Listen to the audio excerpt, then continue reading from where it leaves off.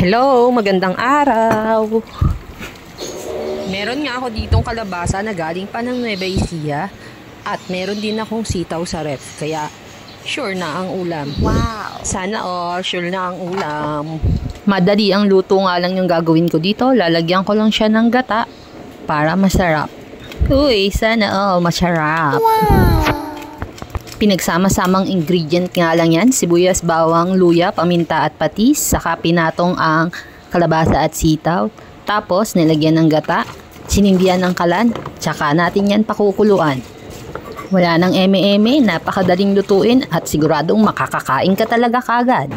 Katulad nga ng sinabi ko kanina, tatakpan lang yan, pakukuluan. At nung kumulo na nga, hahalo-haluin tapos saka natin titikman. Nung okay na nga yung gulay at kumukulo na siya, medyo maluluto na nga yung gulay dyan, tsaka ako naman nilagay yung 10 pirasong hipon. Yung hipon nga pala na yan ay bigay lang ng suki sa palengke. Shout out nga pala sa suki namin sa palengke, namimigay ng hipon. Wow, saan ka pa? Tapos nga ilagay yung hipon, ay nilagay ko na yung isa pang gata. Tapos maghihintay lang tayo ng 5 minutes hanggang sa kumuluyan. Tapos ready na yan, kakain na ulit.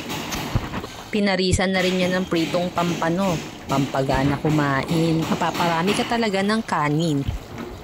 Yan lang muna. Thanks for watching.